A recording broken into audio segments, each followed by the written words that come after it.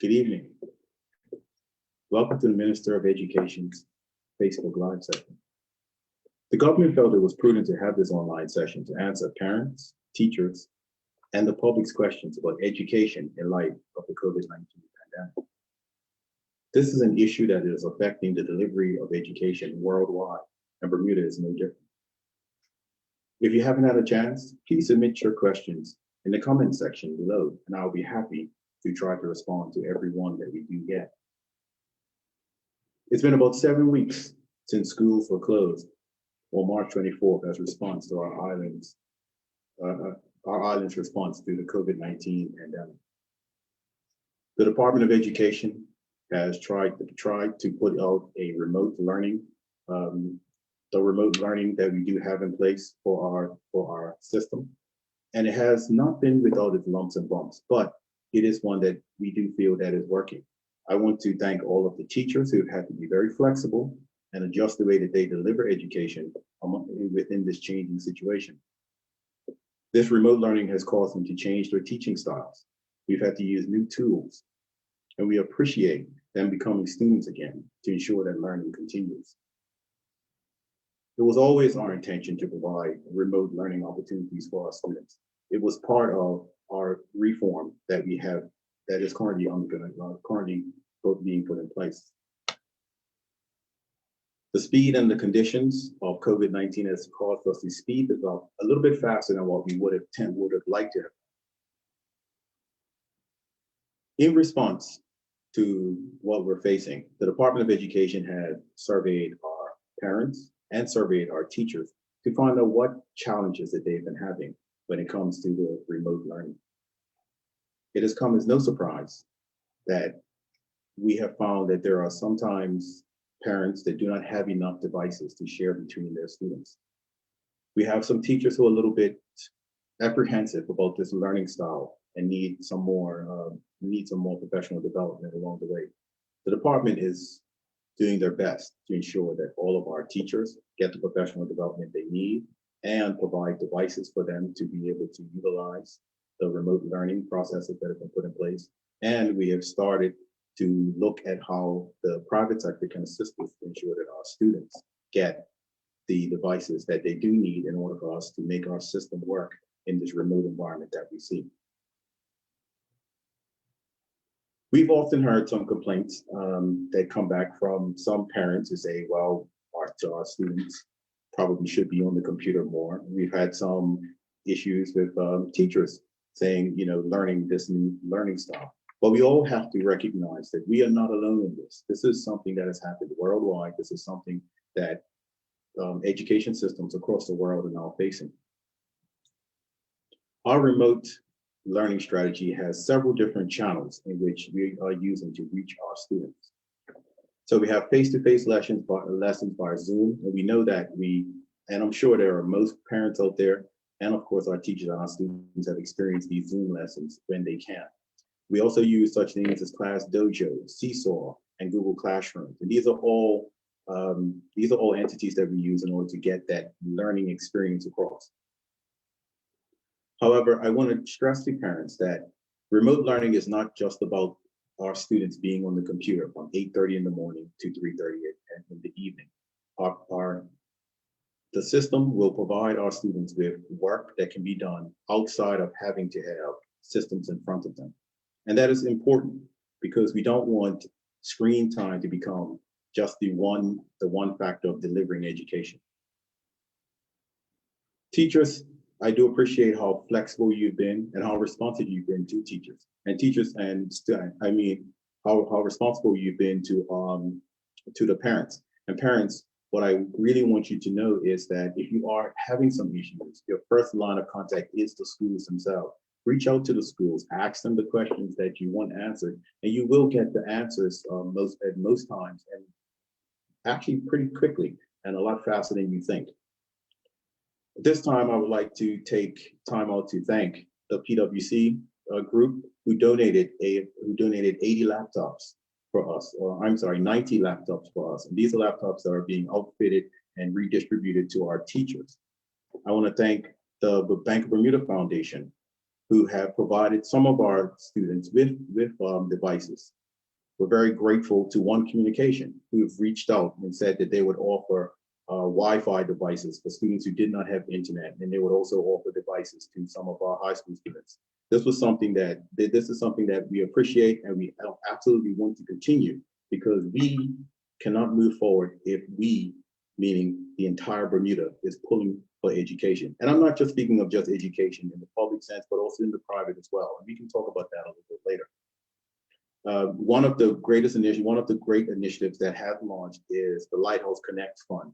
And this is being done to raise monies for the acquisition of devices that will be handed out to all students. It is our goal, and it's always been our intention, to ensure that every single student in Bermuda absolutely has a device that they can use, and has a device that they can have in hand. It is this, we would just love to be able to hand out a device to every student in Bermuda tomorrow, but that is just not possible. Right now, we have to ensure that we can get reliable devices into Bermuda, get reliable devices into the hands of our students, and we are working on that. And we thank the Bermuda-based Legal and General Reinsurance, who helped us with the Lighthouse Connect Fund. I would like to give a plug for that fund, because if anyone wishes to donate to any of our schools, please reach out to the fund. Please reach out and talk. Please reach out to the fund and/or mirrors, who will be able to give you a listing of what it is that we're looking for, and so we can make sure that we have these devices in a methodical way, and a way that we can ensure that they get into the hands of the students who really do need them. If anyone wishes to provide any feedback to the Department of Education, we've launched a survey, and that can be reached at research.net. We will be able to send you the actual link to that survey, because we're looking for feedback from our parents, we're looking for feedback from the public on how we're doing, what we can do better, and how we can improve. And this is critical for us as we move forward, because this is critical for us as we move forward, because we need to be able to show what is out there, what we don't have, what we need to get, and how we can get to where we need to go. And that is going to come from getting feedback from sessions such as this, and from you answering these surveys. So I please implore you to do that. So we will go into some questions that we have had. What we've noted is that we've asked people to send in questions by social media, by Facebook, and the like. And so we'll go through some of those questions that we do have, but we will be here to answer questions that you have, that you submit tonight. And so with that, I would like to thank you for your time for this first couple of minutes, and then we will move on to answering some of your questions. Thank you. Minister, if you're going to open schools, teachers and students will need to be tested. Will you be requiring that, as many parents will not want their children to be in rooms with people who have not been tested? Thank you. That is a very good question. We have already sent a notice to all of our education staff that if they do want to be tested, they can go and get tested down at Southside. We are not requiring students to be tested at this time. But when our schools open, there will be very specific procedures for our students and staff to follow prior to entering into the building. And this is being done to mitigate any risk that may come from the COVID-19 experience. Why would you want to reopen schools? Many parents are saying that they are not going to send their children. We will reopen schools when it is safe to do so. We will not reopen schools until then. We take our cues from the Department of Health, and the Department of Health has been working alongside the Department of Education staff in order to ensure that when we do open our schools, we have the proper guidelines and the proper information in place to ensure that they are as safe as possible for our students and for our staff. It is critical for us to reopen schools because there are some people that need to get back to work and they need for their children to go to school. There are some persons who we are very happy to keep their children home. I will say now that what we're looking at is a system where we can have the school buildings open for those that need them, and we will also still provide the remote learning for those that require it as well. Some staff have said that they can't go into school buildings to get the resources that they need to use to teach moving forward. Right now, our school buildings are being deep cleaned. I want the public to know that since we went into complete lockdown, having all schools closed, we have had our custodians cleaning our schools 3 times a week since that time, and that is being done to ensure that our schools still remain free of dirt, free of dust, and of course free of mold. So our custodians have been going to the schools, opening them up 3 times a week, cleaning and wiping down. We've already had all of our schools deep cleaned once, and part of the reopening of the building process is to have them deep cleaned twice prior to being open. So right now we're going through another deep cleaning, and once that deep cleaning is done, then we'll be available to open the schools to teachers who do want to come in to get work done. How does the department plan to assist students with the adjustment of re-entering school with social distance possibly being a new way of life? Well, first thing we did with the schools, all of the principals had to develop, along with the teaching staff, a return program that will actually be executed for the first week of school once the buildings do reopen.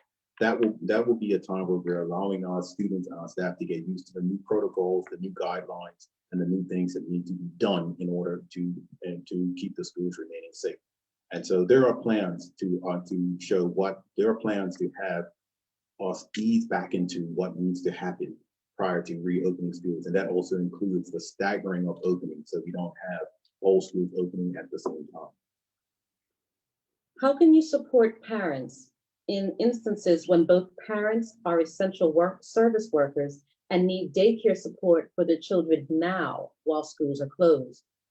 If you are an essential worker, we currently have a program for children aged 5 to 10 years old that is operating out of the youth center in town. If you require that service, if you're an essential worker and require that service, I urge you to contact Ms. Terry Cox at tcox@gov.bm, and she'll be able to provide you with information on how to get your child enrolled in that particular program. There are also plans on the way to look at how we can provide, and when I say we, I mean the government, how we can provide services for children that are between 2 and 4 years old.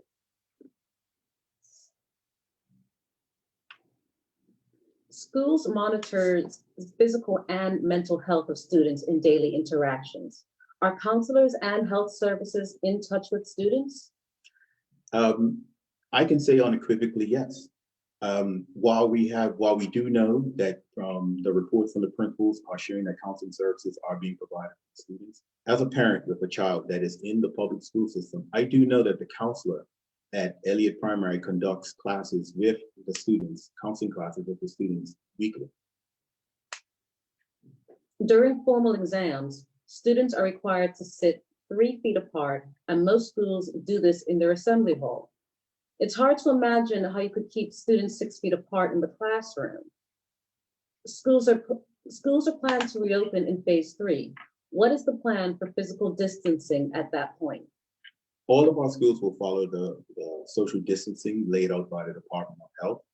In fact, as we are looking at how we can retool our schools, we have gone back to the school report. And the school report did a good job of finding out the sizes of the majority of the classrooms throughout Bermuda, and we're using that to determine how many guests can fit within the classroom. So that will give us an idea of how we need to space out our classrooms moving forward, respecting the social distance guidelines that are given to us by the Department of Health. What will take place in September? Will schools open as there is a projected peak for the COVID-19 virus? As we are working on having our school buildings ready to be reopened, when we finally get to the phase 3 of the government's reopening plan, we're also keeping a long view of what would happen or what could happen in September. So the plan that we do have in place can be easily adapted for if the conditions change for school openings in September. Moving to remote learning. I think an honest conversation needs to be had regarding the rest of the school year. It's difficult to balance work life, teaching, and parenting. Some parents don't feel confident waiting another week until they find out what will happen the next week. Can we discuss what is going to happen with remote learning at this time? At this time, remote learning will continue as it's always been in place. And as we continuously move along with it, we will improve that delivery. However, when it comes to reopening the school buildings, once we get the go-ahead from the Department of Health and the government that we will be moving into phase 3, we will have a time frame that we will be able to come out and say, here are the things that will be in place once phase 3. How has remote learning benefited students who require individual learning support, or has it? I've talked with principals and I've talked with teachers, and I'm happy to announce that there has been remote learning that has featured our learning support teachers. That is a testament to the commitment our teachers have to ensuring that their students get the best that they can get. We've received good reports about remote learning, and we've also received constructive criticism about remote learning. But the fact that there are learning support teachers that are participating in Zoom lessons and the like, we can take solace with that we are getting to our students as best we can. Google Classroom has been an app that has been used by some teachers. Why have parents not been allowed into Google Classroom?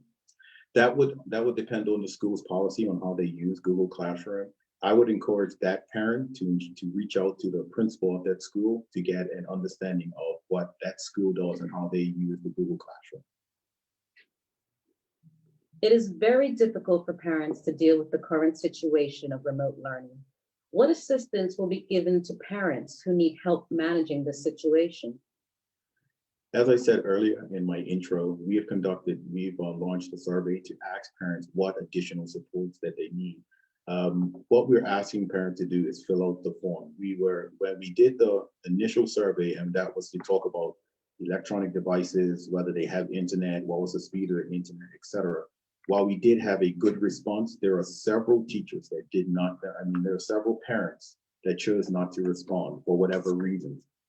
We have put together things that we want, the things to allow them to submit their responses. And we've also launched another survey which will allow them to give even more detailed information. If any parent does not have access to the surveys, please contact the Department of Education, and we will ensure that you get access to those surveys.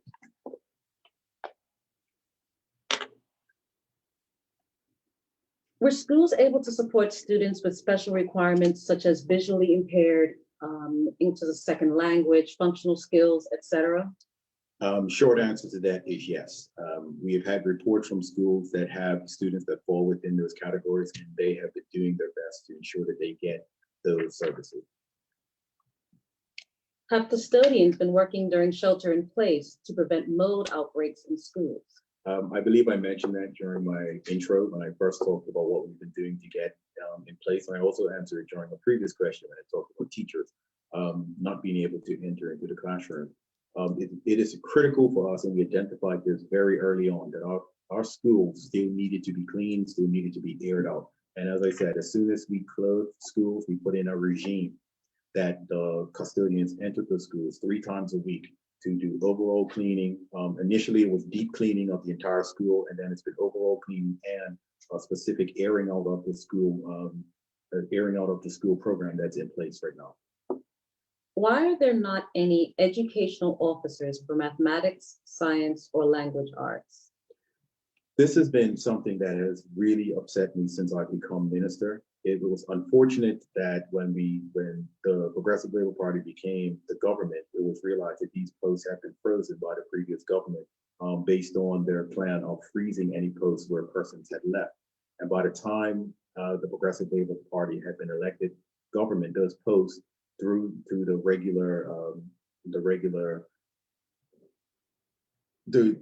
they were actually frozen at the time. They had to be unfrozen, then they had to be re-advertised, and they had to come on board. And so we've just had difficulties filling those posts. We have advertised them for the last 2 years. There's only a couple of them that have been, because it's not just the ones that you mentioned. There were other education posts that were unfilled as well. Some of them we've managed to fill, but we'll continue to move forward trying to fill those posts. As community service hours should have been submitted either yearly or by February 2020, how does making them not a requirement help? It's an interesting question because when the Department of Education sat down to decide what would be the graduation requirements and how will we address that, the senior school principals were part of those teams. So this is not something that was decided just at the department level. It was the high school principals that were in the meetings, and they're the ones that came up, and from those meetings came back the requirements for graduation that we have in place now. So the committee that recommended waiving the community service hours included persons from the actual senior school. Will there be summer school for S4 students? The plan's on the way to have summer school for S4 students because we want to ensure that the students have an opportunity to earn any credits that they may have lacked the opportunity to get while we've been going through the current dilemma that we've held. The details of these summer these summer sessions will be communicated to the parents once we finalize. A summer program is normally held at Dame Marjorie Hope Academy. Will parents be able to count on that program again this summer? The Dame program is an essential program, and we know it's a critical program for a very select few of our students. The intention is to offer that program during the summer. However, as just like with the rest of the schools, this will depend on what we get back from the Department of Education or Department of Health on how we can open and run these programs. What about other government summer day programs? The same, that would be the same. We will be looking at what we can do in terms of offering them, especially with the social distancing and the guidelines that have to go into making sure our schools are safe. But once those are finalized and signed off by the Department of Health, we will be in a position to further comment on that. Will the senior schools hold graduation ceremonies? That is an interesting question. And at this point, I really am going to say that it's going to be very difficult to do that. However, the discussion around graduation and leaving ceremonies is happening. And once those events have been mapped out by the actual schools themselves, those will be conveyed to the parents from the school principals of our two senior schools and from children that are leaving from P6 to M1 and those going from M3 to S1. It is something that, you know, I as a parent, I was looking forward to seeing my daughter transition from primary school to middle school this year as well. So I do understand what the parents feel. I do take into account how they're looking at this, but if we can do something about it, something will be done about it. Can you give an overview of the dual enrollment program and how this may be a good transition for students returning to the government system? The dual enrollment program is a wonderful program that has come about. Interestingly, it's come about as one of the recommendations from the Hopkins report. A lot of people, we hear a lot of time when people say the Hopkins report sat on the shelf and didn't move and didn't do anything. But this is one of those. The dual enrollment program came out of one of those recommendations. And how that program works is students who have completed their IGSE exams and entering into S3 are allowed to apply to the Bermuda College for the dual enrollment program, the academic dual enrollment program. And if they're accepted, they then do classes between their senior school and the Bermuda College. And if they get all of the credits that is necessary to achieve their associate's degree, they will literally graduate from the Bermuda College with their associates and then pass on, and then they'll actually graduate from high school about a month later. So it's a very unique program that has benefited quite a few students. I do want to also talk about the Applied Technology program, which is a new one that had started at the Bermuda College about 2 or 3 years ago. And that is one that deals with vocational studies. And so students are able to do dual enrollment between their senior school and the Bermuda College in vocational courses. So they'll be introduced to electronics, electrical, plumbing, mechanics, welding, and things like that. And if they do what they're supposed to do, they'll graduate with a certificate. And then this also prompted me as the minister to come up with a scholarship program. So any student that is passing through the Applied Technology program and wishes to do that additional year to get their associate's degree, we have provided some scholarships for them to do. I believe we have 4 or 5 that are available out of the Ministry of Education for students who want to continue and get that last year in so they can get their program. This is one program that I personally I personally like about it, and that is the applied technology. And I do that because I actually was one of the lecturers in the first year of this program. I taught introduction to AutoCAD and this computer aided drafting. And so I'm very familiar with the program. I know the teachers, and I know it's growing in leaps and bounds. And so I encourage any student that wishes to get into one of these dual enrollment programs, continue to strive and get into them, because that's what they're there for, to ensure that you come out of our system with the skill sets that's needed to go straight into the workforce or to go on or to tertiary education. With the dual enrollment program, there are also two other programs, and that's the culinary program and that's the nursing assistant program. Those are two others that are part of the dual enrollment that our students can take advantage of at Bermuda College. The DOE has mandated and managed all public sector donations to schools. If a donation is intended for an identified specific school, how will it be given, and will those devices remain as part of that school's property? Over the years, people have wanted to donate to our schools, and we've been very appreciative of that.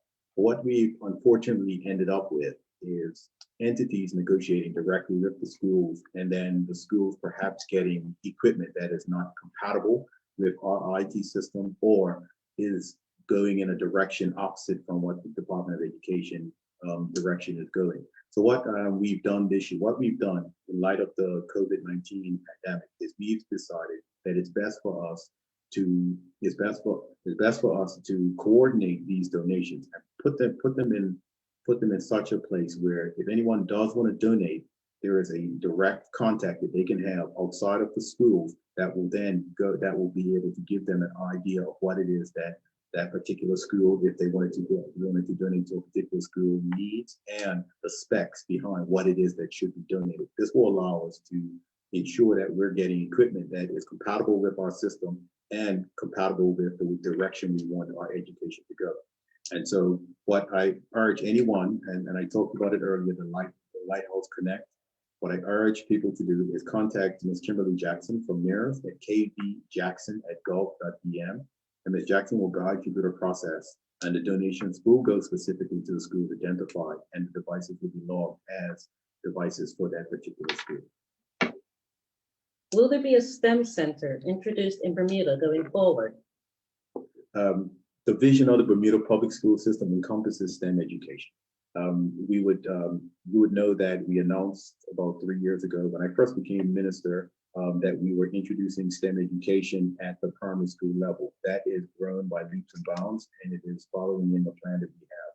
STEM is highlighted as an area of great importance in Plan 2022, and STEM education will be included in our system transformation. Turning to curriculum, teachers have been giving assignments based on work that has been taught. When will teachers start moving forward? Many parents are concerned about their children falling behind. And that is a very good question, and I thank the parent who sent that in. The Department of Education has prepared these guides for teaching staff about moving forward with the curriculum. It is up to the teachers to identify the essential curriculum, but most importantly, the standards to be taught in between now and June. We've asked our teachers to focus on teaching those standards within the next 2 weeks, and so after those 2 weeks, we'll have an idea of where our students are, and we're able to put in things to either move forward some more or catch them where they are and help them to boost those skills. We are now going into the second week of May. It is my understanding that next week will be geared to introducing new material to the students. Will Zoom sessions be happening more frequently and for longer duration in order to facilitate this, or will it be up to the parents to fill in the blanks where they can?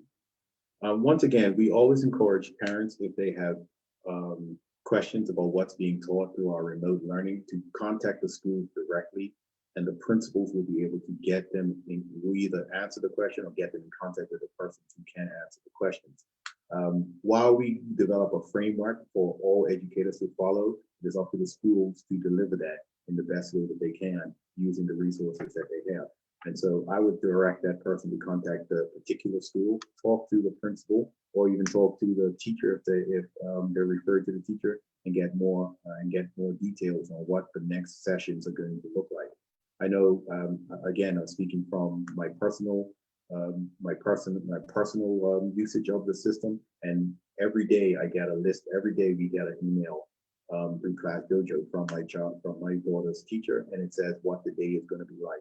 And then also using Class Dojo, other Encore teachers and the counselor will send messages to say this is when we will be online for Zoom, for counseling and for gym and things like that, and art and music. And so, I'm quite happy with what's going on at my daughter's school. And but if I wasn't unhappy, my first line of contact would be the principal to find out what is going on and ask for additional information. Given that teachers will be focused on getting students back on academic track, are the Cambridge checkpoints in P6 and M3 the best use of time and resources during the 2021 school year? When you're talking about the 2021 school year, I'm assuming they're referring to the year coming up. And when we look at those checkpoint exams, those types of decisions will be made as we go into 2001. And as we plan for the upcoming school year, parents will be advised on whether there will be any changes from using the checkpoint. All of Bermuda knows that we are currently looking at how we can reform our education system. And reforming the education system, when we talk about it, nothing is off the table, which includes Cambridge. Why do we not follow the Cambridge curriculum in its entirety, starting from reception year onwards? We follow a curriculum that its inception starts with our P1 classes, which is behind other jurisdictions, including private schools in Bermuda. Another good question. The foundation year is something that we intend to bring into fruition, and it's something that we've also started to have conversations with. The next phase of this is having forums with teachers, parents, and the community to see how we can move forward with our foundation year. Have parents been provided with a copy of the performance standards so that they may assist their children and are informed of the normal expectations? Teachers are, once again, this comes down to contacting the school to get that particular information. And I encourage all parents to contact the schools and ask for a copy of their performance standards for their student or their child. What was the rationale behind the implementation of standards-based grading and its push to implement in the public school system? Standard-based grading is a huge shift from our traditional grading that I grew up with and most of Bermuda has grown up with. You either get an A or you get a percentage, and the grading which reveals and so when we move to standard-based grading, what we're trying to do is move to a grading system that actually reveals what children know and can't do.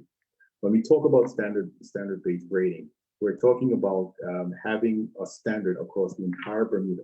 So what is being taught in St. David's, what is being taught in Hamilton Parish, what is being taught in Devonshire, what is being taught in Somerset, should be the same. And so there should be a way of comparing comparing how our students are learning across the island to a standard scale.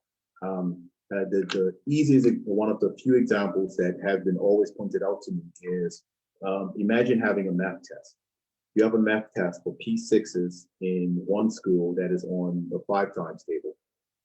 And you have a math test for P6s at another school that's on the 11 times table. The one doing the 5 times table may score 90% on the exam. The one doing the 11 times table may score 70% on the exam, but the grades are entered in as 90% and 70%.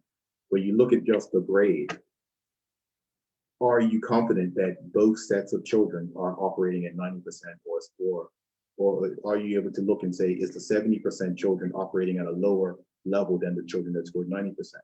Right now, when you have standard-based grading, when an exam is given, everybody is sitting the same exam. So you're able to make a comparison of apples to apples versus apples to oranges.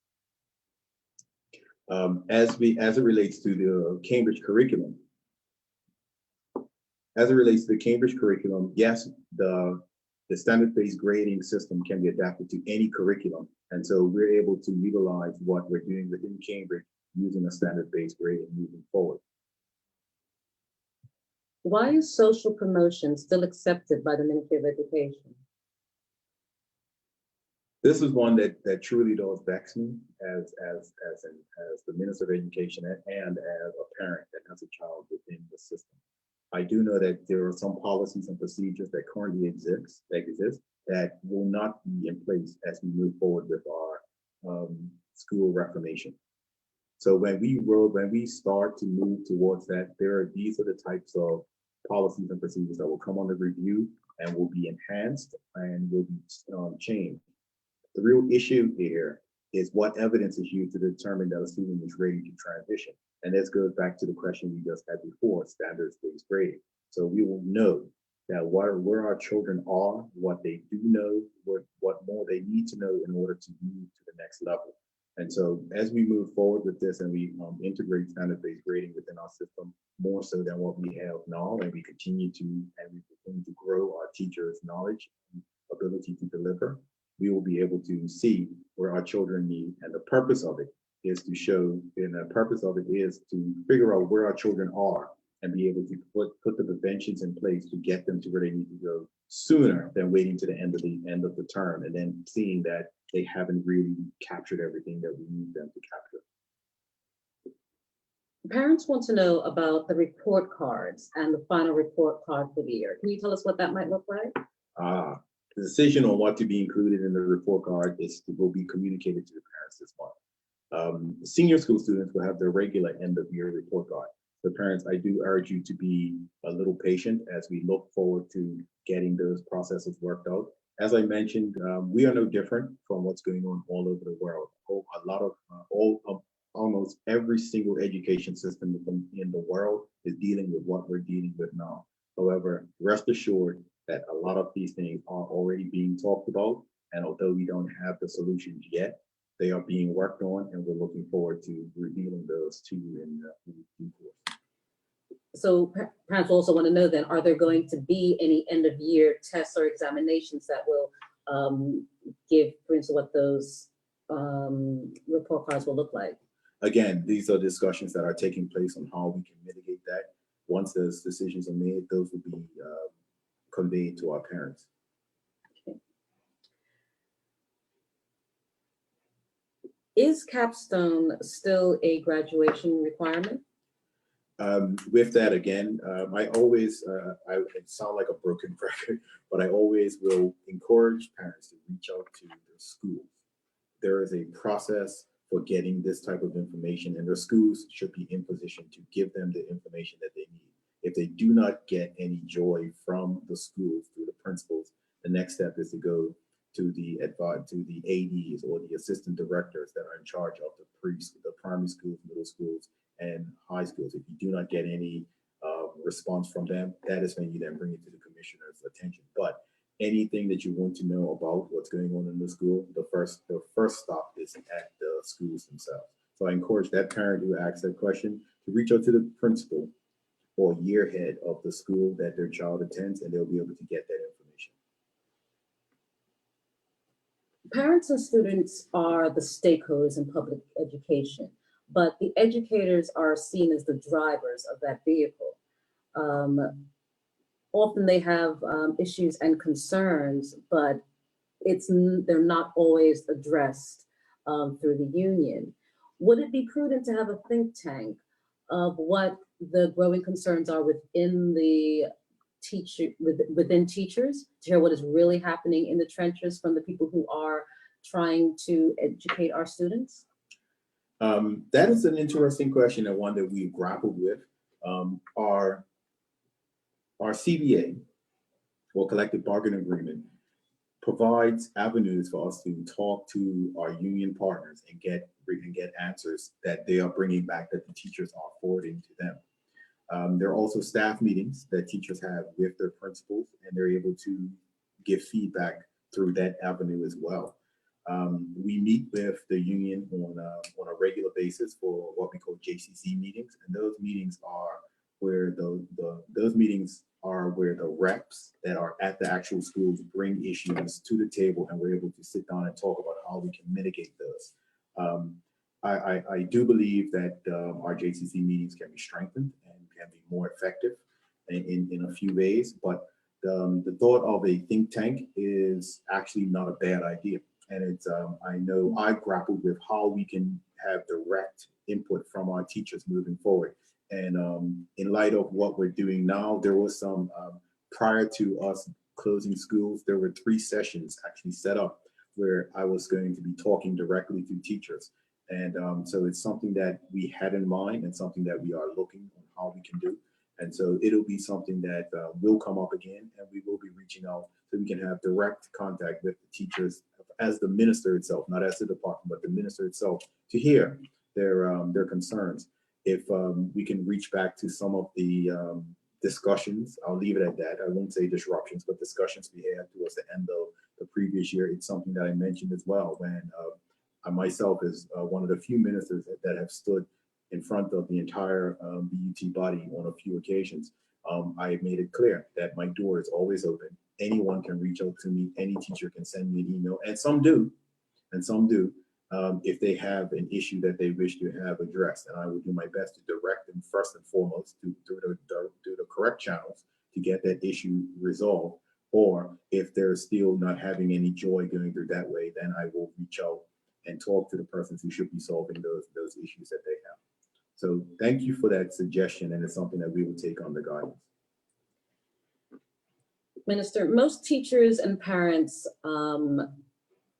that this person has spoken to are not comfortable about school going back in before summer break. Why has the decision not been made to break early for the summer, as there are many places throughout the world have decided to do? What we have done is we are taking our guidance first and foremost from the Department of Health as we look at what will reopening school buildings look like.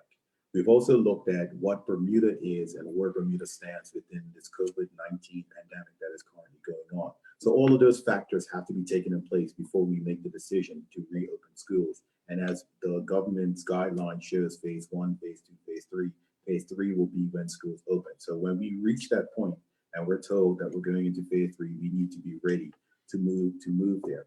And so what we're taking into account is everything that is happening locally here in Bermuda, and to make sure that we are doing what needs to be done to ensure the safety of our students. Minister, how are you going to ensure social distancing practices when children do return to school? That is something that will have to be enforced, and will have to be a zero tolerance policy when we do enforce it.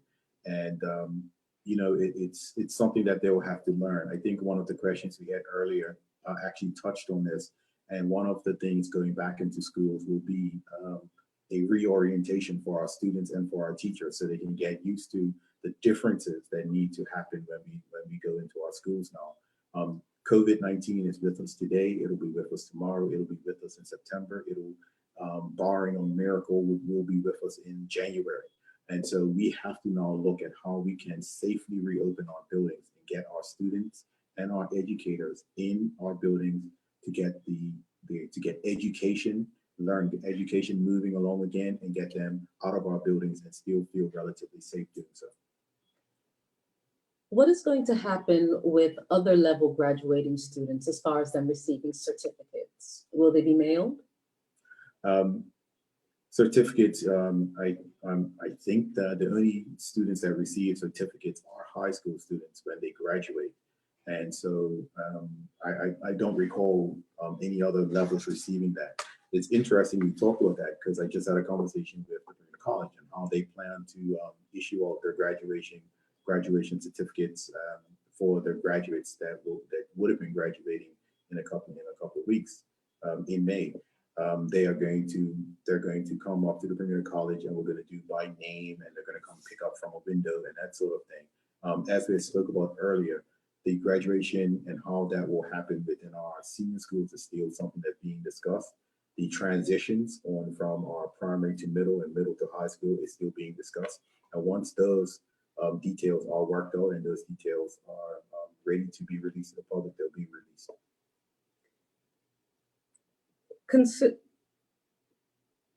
Considering the school year is nearly over, what is the ministry doing to prepare students going into the next grade? For example, those going into P1, is there an option for the current P1 teachers to provide their curriculum to their new students? That is an interesting question, because P1, anyone going into P1 would start in September anyway. And I don't believe that there is a regime where the teachers provide incoming students with the curriculum the curriculum that they will be receiving when they come into the classroom. So I can't say that I really understand that question, but P1s, when we open in September, they will be there for their orientation and all the things that go into welcoming P1s into the system. How do you get younger children, preschool and younger primary, to follow guidelines on social distancing? This is going to be a challenge, I do admit, but like everything, once it becomes the norm, once it becomes second nature, people will adhere to it.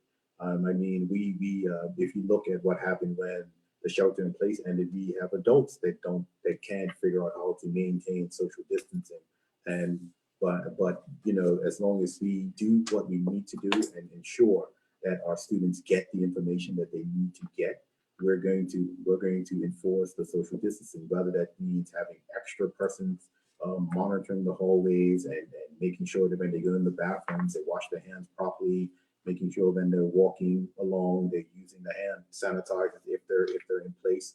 And so there'll be all sorts of things that will have to change. But one thing we do know is that education, not just in Bermuda, but worldwide, is undergoing a transformation. And it's a transformation that will see us doing a lot of things different. As I said last night, that COVID, to some people, they see just issues. What we need to do is start looking at what are the solutions that we can come to battle these, and what are the things, the opportunities that this COVID crisis is giving us to recognize and redo what we do within our school system now. How do you enforce social distancing in classrooms when most classrooms are already overcrowded? That's going to be something that will need to take some careful planning. As I talked about earlier, we already know the size of our schools, so we'll be able to determine how many students can fit into those schools. We'll also have to look at things like staggered classes. In some countries, they've talked about moving classrooms, creating what they call outdoor classrooms. And it's probably something that could happen in the summer in Bermuda and the fall, but I can't see it happening during the colder months. But it's going to have to be some creative restructuring on what we're doing within our school system. Have or will teachers be provided with the necessary resources to deliver online learning? I think that's a question that we touched on earlier, where we're looking to the private sector has really come on board to help us raise some of the funding that needs to be raised in order to get some of this equipment. Thanks to one thing I want to say is thanks to PwC, who's provided us with 80 laptops that the bulk of them have already been distributed to teachers to use within our system. And so what we're doing is our remote learning program is something that we've always wanted to introduce. It's something that's part of our entire system reform. We wanted to do more remote learning within our system. So it's this is just something that's made us pull that part of our reform forward, and we're working with it as best we can. But rest assured that we will get to a point where there will not be a child and there will not be a teacher that will need a device, because they will have it or they will have access to it. But that is, while that's a lofty goal, it's a goal that will happen. What about, this is somewhat been touched on earlier, but the person might not have heard your response. What about students whose parents are essential workers? How can they fully participate in remote learning when they're home with elderly grandparents? Again, curious question. Essential workers, as I said, the schooling for essential workers has been set up and we have it at the youth center in Hamilton, and actually we're using some of Delwood as well. I forgot to mention that earlier. And the process with those students is they do come, they practice social distancing, and those students also get academic work. We're utilizing our mentor teachers within our system, and they stop by and ensure that these children are getting the necessary work that they need to have done. So I've heard nothing but great complaints. In fact, we received a few emails from essential workers who thanked us for the system. They see that it works, and they were hesitant at first about allowing their children to be there, but they've come full on board, and they thoroughly enjoy what their children are learning, and their children are being stimulated. more importantly, the children are able to see other children as well. And the socialization is something that is really missing from what we're going through now with children being at home. And so it's critically important for our Zoom to include actual interaction with the children. I participated in Elliott Primary's assembly on Friday, and it was, to have 90 plus people on the Zoom call, and most of them were the students. It was just a phenomenal thing to see, and I really appreciate the Elliott School family for doing that. Screen time was initially 3 hours weekly. Why has it jumped to 9? That is a good question. While I am the Minister of Education, I'm not completely up to speed on everything that changes on a daily basis, but it's something that we can take into account, and I can endeavor to get that question. I do know, as we talked about earlier, we're now moving into from doing a review of what you've learned into doing additional work to move forward in the curriculum. Also, as teachers have become more confident and teachers have become more used to doing Zoom lessons, that could be a reason for the increase in using of the Zoom. And 3 hours per week up to, like, what they say, 9 hours per week. Not up to 9 hours per week. There could be additional persons who have come on board, as we talked about earlier, counselors, gym, art, music, which are on-core subjects. Those could be coming on in addition to the academic subjects that they've been doing. How are learning support students coping with distance learning, and how are they being supported? I mentioned that earlier when we talked about hearing reports from schools that learning support teachers are jumping in on Zoom lessons and having Zoom lessons with learning support students to provide them with support. I'm sure that we will be able to get some sort of reporting done on that to see how many have been receiving that, but it's something that has been happening and something that will continue to happen. What will grading look like if remote learning is here for the rest of the year? That is something, again, a question that we touched on earlier. The Department of Education and our staff are meeting to determine how will final grades look like, how will the end of the year look like for our students. And so once those things are laid out and they're ready to be pushed out to the general public, they will be pushed out.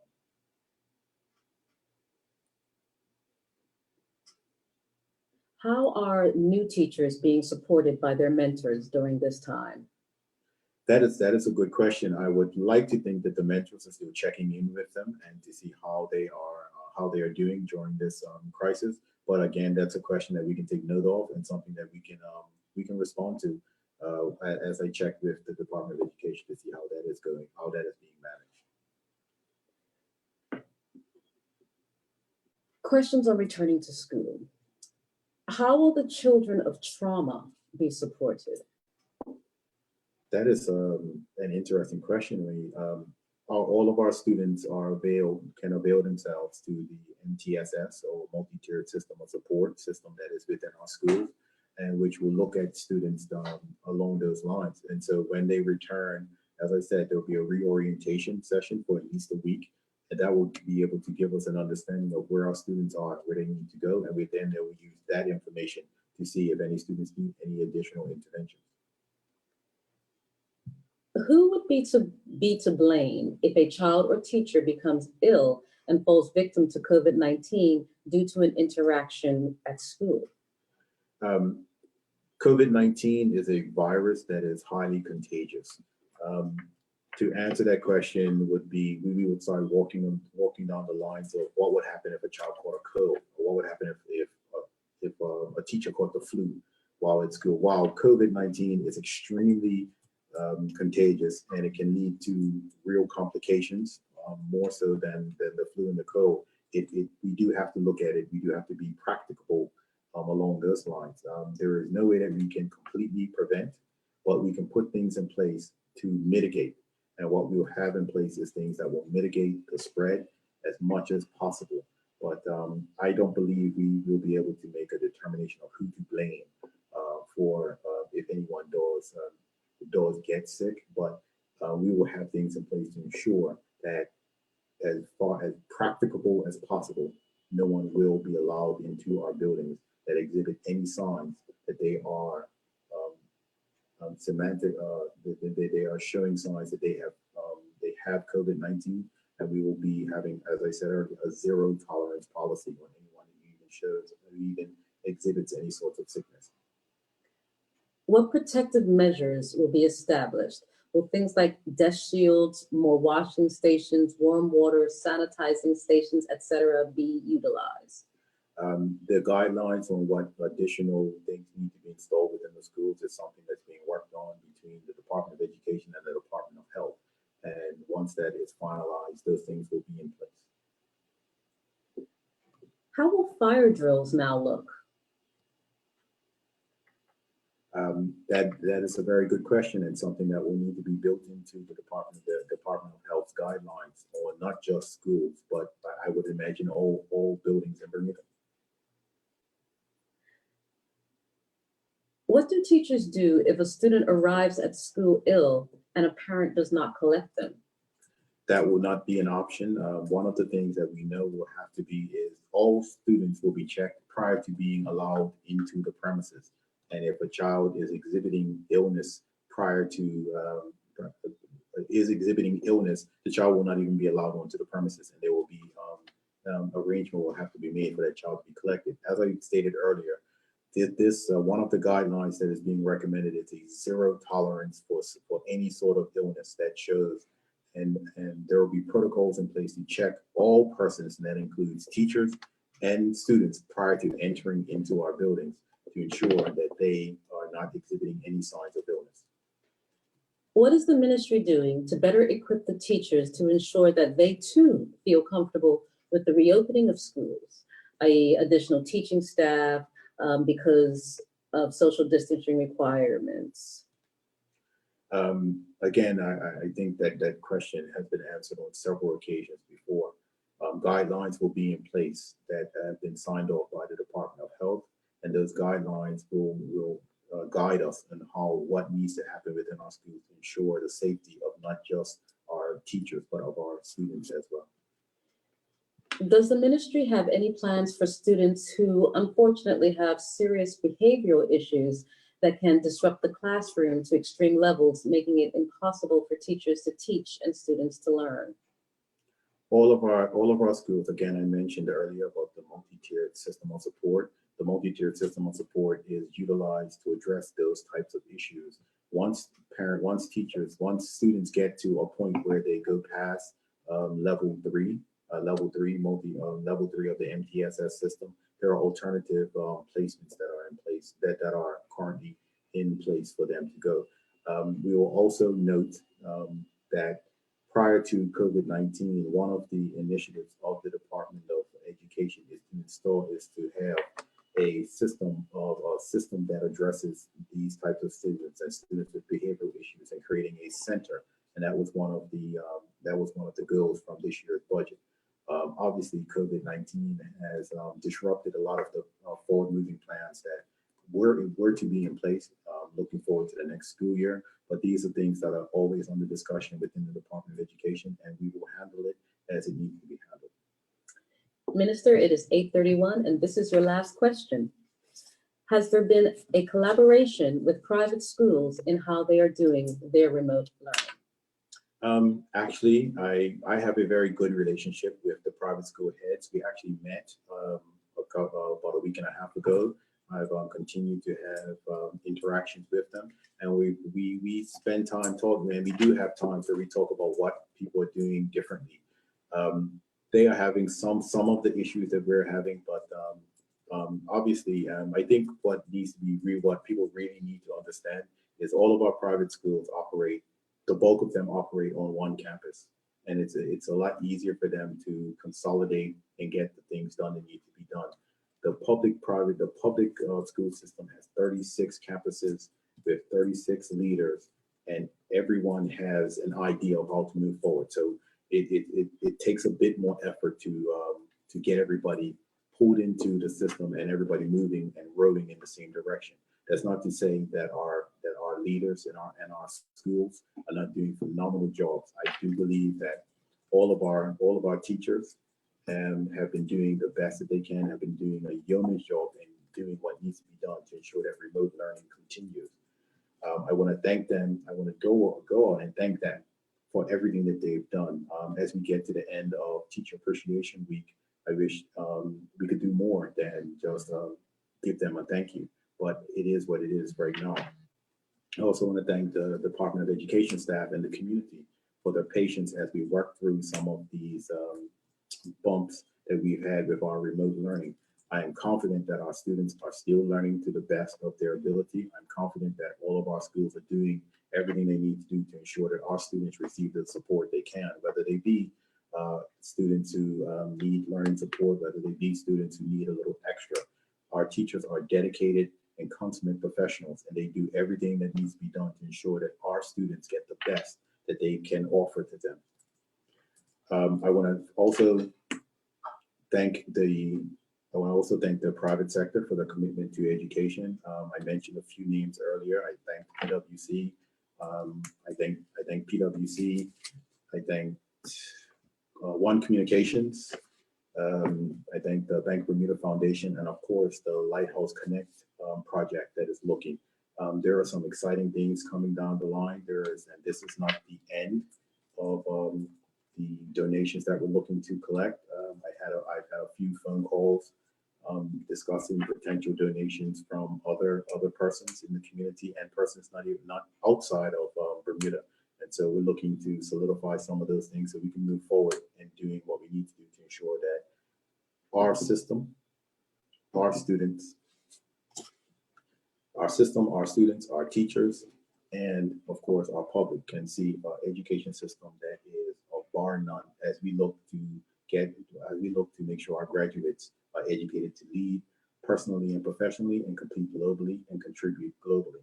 And with that said, I want to thank everyone who joined in with us today. I'm sure we did not answer all of the questions, but we do have a list of them.